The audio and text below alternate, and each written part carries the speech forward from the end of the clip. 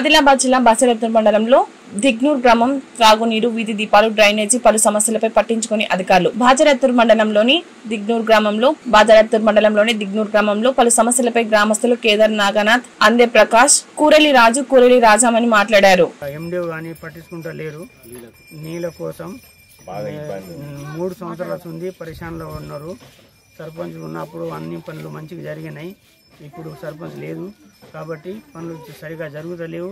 మళ్ళీ ఇది ఏమో అంటే సరిగా మొత్తం వర్తిస్తలేదు. మనం మాట్లాడితే రివర్స్ మాట్లాడుతున్నది.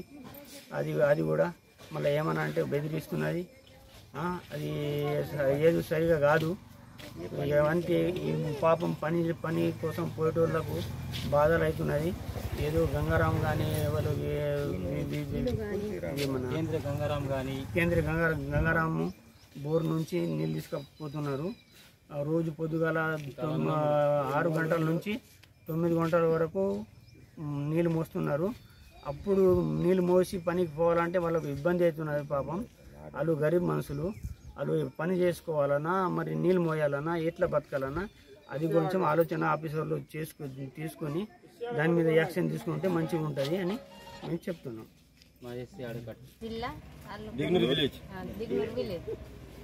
నీళ్లకు రోజు పొద్దున మేము గంగారాం ఇంటికి, ఈను అన్న ఇంటికి, కింద నారాయణ అన్న ఇంటికి ఆడిపోయి నీళ్ళు తెచ్చుకుంటాం. మేము పొద్దున్న నుంచి వెళ్ళి ఒక్కొక్క రోజు కరెంట్ ఉంటుంది, కరెంట్ ఉండదు.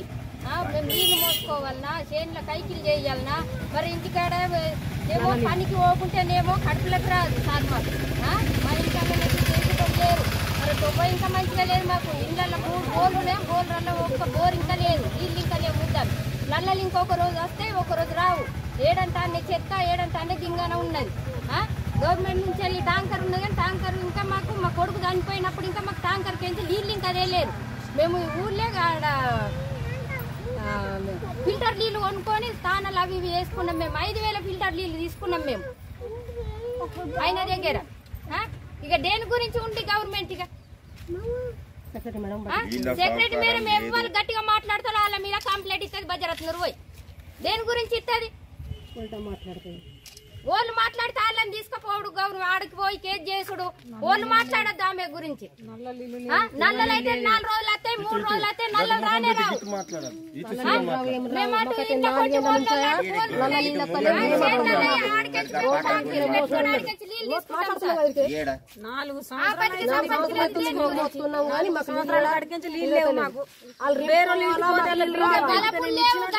ఒక కమ్మలకు ఒక బలపు లేదు, పందులు రావాలి ఆకిట్లకు.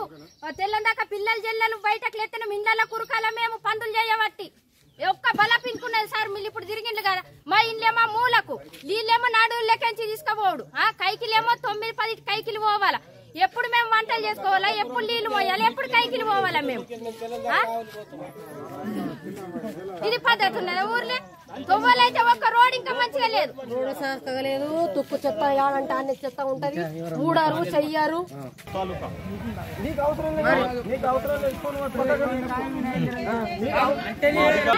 గ్రామానికి వచ్చిన అధికారులు ఎవరేం పనిచేస్తలేరు. ఇప్పుడు 4 సంవత్సరాలు దినమా ఎవరు పట్టించుకుంటలేరు. 3 బోర్లు ఉన్నాయి, రిపేర్ అంటది, రిపేర్ వారు వస్తుంది. ఆమె ఎందుకు? ఆమె పని ఏం చేస్తుంది? ఆమె జాబరే, ఆమె ఉస్మాన్ కాదు. ఆమె ఏం పని చేస్తుంది?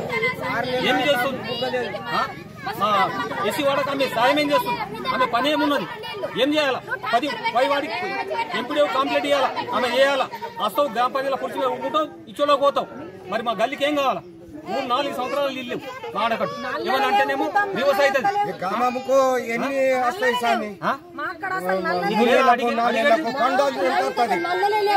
అడిగడం లేదా నీకు అధికారం? సంవత్సరానికి పాటు 3 నెలలకు పాటు ఒకసారి పోతుంది. చూడండి చెత్త ఇది సిసి రోడ్లు అన్నది, సిసి రోడ్లు కొట్టుకపోయినావు, ఎక్కడ మాయమైన సిసి రోడ్లు, ఎక్కడ మాయమైన బోర్లు ఎక్కడ పోయినాయి? గ్రామంకి వెళ్ళి సార్ 3 నెలలకు ఒకసారి. ఒక్క నిమిషం ఈ గ్రామంకి ఎంత వస్తుంది పండు? 3 నెలలు. ఇప్పుడు బోర్లు ఉన్నాయి, ఇది రోడ్లు ఉన్నాయి, ఇది అంతా ఉంటది. మరి పండు వచ్చినప్పుడు పేరు ఎటు పోతుంది? ఈ గ్రామానికి వచ్చింది ఎవరు తింటున్నారు? ఎటు పోతుంది? మరి ఆమె మేడాన్ని అడుగుతున్నా అనుకో, నాకు ఇది రాలేదు అది రాలేదు, మరి ఆమెతో సాదా కాదాను మీదికి పోమంటే మీదికి పోతాం, ఎవరి దగ్గరకు పోమంటావు చెప్పమాను అంతే. ఆ మేడం ఏమనం మేడం గురించి నాతోటి కాదు అంటే మీదికి పోమంటే మీదికి పోతాం మేము అంతే. పైకి పోతాం, ఎవరి దగ్గర పోమంటారు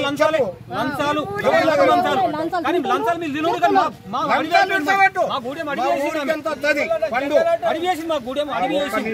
మా ఊరికి ఎంత వస్తుంది? 3 నెలలకు ఒకసారి పండు ఎంత వస్తుంది? మన ఊరికి పండు ఎంత వస్తుంది?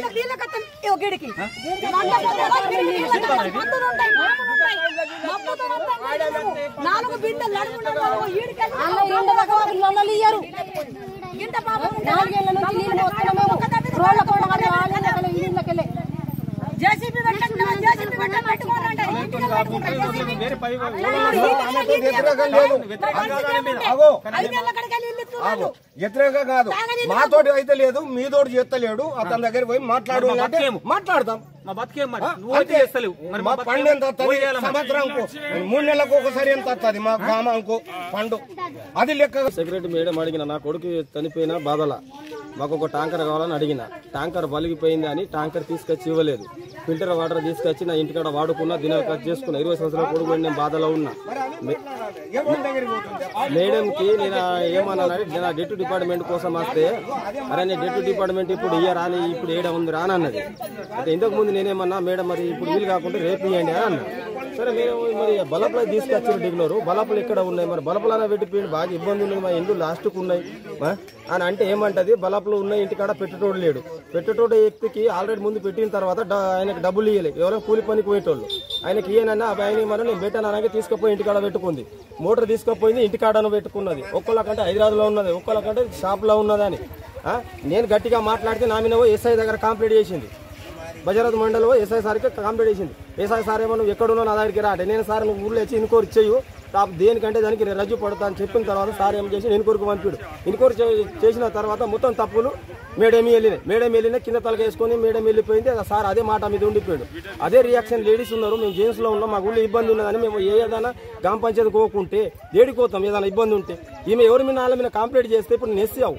ఈ బిసి వాళ్ళు ఉంటారు, ఏదో ఈ తక్లీఫ్ మీద పోతారు, నాకు ఈ పని ఉన్నది, చిన్న పని ఉంది, పెద్ద పని ఉందని. నువ్వు ఎవరినంటే వాళ్ళని బెదిరిస్తావు అంటే ఏంది ఇది మాకు దయచేసి న్యాయం చేయండి. మేము కూలి చిక్కనాలి చేసుకొని బతికేటోళ్ళం.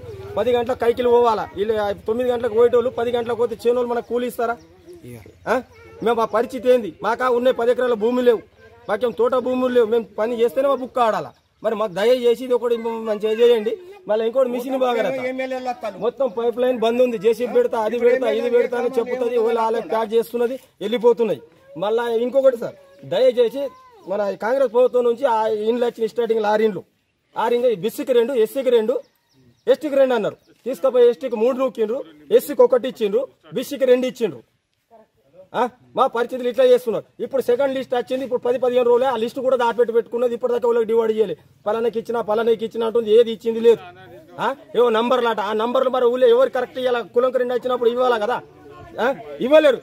మాకింత తక్లీఫ్ ఉన్నది. ఈమెకు మాట్లాడితే ఉల్టా పల్టా మాట్లాడుతుంది. నిన్నాక మొన్న 10 మంది ఆడవాళ్ళని తీసుకొని పోయి మా ఏసీ ఆడకట్టు ఒక మనిషిని తీసుకొని పోయింది. ఏ కారణంతో మేము ఆడు పత్రాలు తీస్తే ఊరియా సంచి కోసం, అకౌంట్ కోసం తీసుకుపోతున్నట్టు ఈమె మా పబ్లిక్ సేవ చేసేది ఉంటే మరి అందరిది చేయాలా కదా. 10 మందిని తీసుకుపోయింది. దేశ క్యాండిడేట్ ఒక ఆమె కూడా ఇల్లు ఉన్నది. నాకు అదే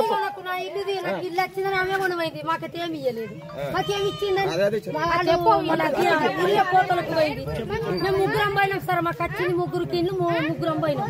నేను కొండల్లో, ఆమె మరటోళ్ళు. మేమేమన్నా